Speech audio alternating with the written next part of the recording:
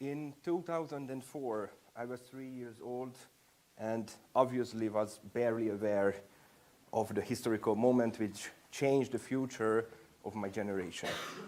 Today, 17 years later, I see that future to be in danger. The European Union gave so many opportunities for young people to thrive and prosper. For instance, I can go to visit my friends from Spain and Italy effortlessly and meet my Hungarian classmates doing Erasmus in France, for example. Personally, being European for me is not only about citizenship, but the certainty that I can feel home and safe anywhere I go in Europe.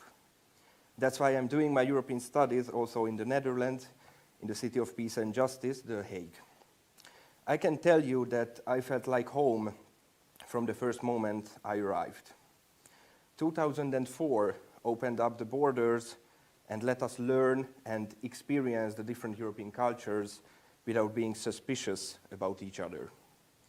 I really hope that the peaceful achievements of this community will continue to grow and expand and not going to end up in a conflictual crisis.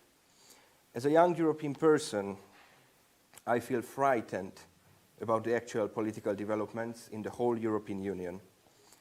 It seems that the original cooperative intent is being threatened and slowly dismantled by non-democratic and illiberal powers. It's important to highlight that 2004 had also some negative effects on my generation. We can talk about the opening up the labor market gave cheap workforce for the Western countries.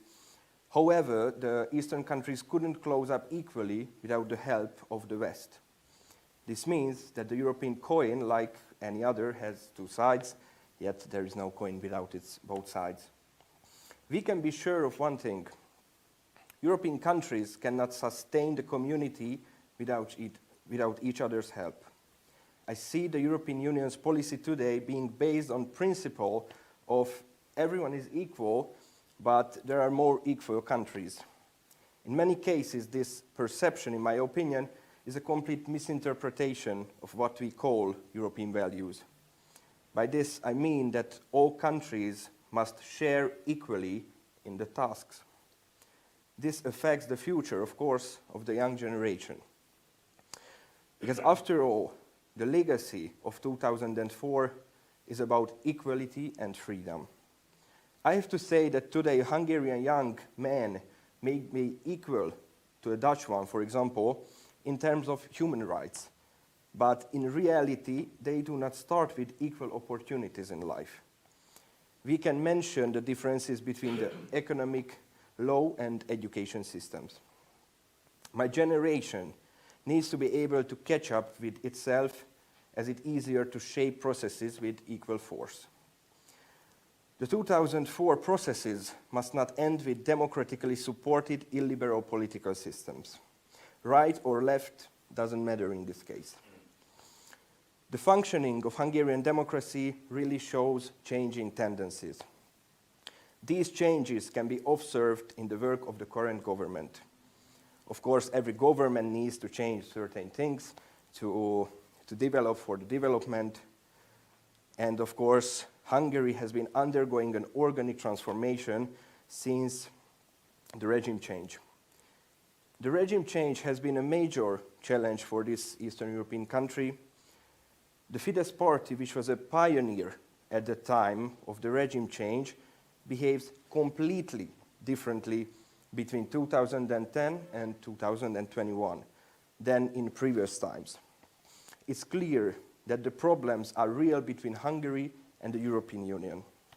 The work of the government, from a political point of view, calls into question the integral essence of democracy. Yes, democracy allows for personal freedom and expression, as well as the ability to act. The political boundaries of democracy in this case are blurred and allow to use of formation that also appear to be as a democracy. It's worth noting that the operation of the Hungarian government is not the same as that of the Hungarian people. At the same time, democracy entitles people to change the way their own state is organized. The Hungarian electoral system has changed thanks to the Fidesz-KDNP government. In agreement with this, the Hungarian people accepted this change from 2010. And also statistics show that the representation of the parliamentary opposition is insufficient. If we are really talking about an anti-democratic phenomenon, then the work done by the opposition parties is also to be condemned. Amendments to the constitution for the supermajority do not impede equal competition. The rules of democracy must be followed by everyone. I think my generation understands this. Fortunately, we have already reached a point where we think not only regionally, but also globally, and mainly globally first. We know that the European Union is a multicultural community in its own right, and a path of cooperation and not division. In my personal opinion, further development, higher levels of equality, extended human rights, extended social welfare can only be achieved in a formation of a federal state. Europe needs to be renewed and given back its position in global politics. I trust that the next generation of politicians will learn from mistakes both for Hungary and for the European Union. The legacy of 2004 must not only be protected, but also continued, progressed, and followed on the path, a path that has already been assigned to the Hungarians. Europe is the guarantee of freedom, development, and equal opportunities. However, much remains to be done for the European dream. But I know that we in the new generation are doing our part. In 2004, we received hope. Now it's time not only to hope, but to act, because we remember the future and we do not forget what was promised to us. Thank you so much for your attention.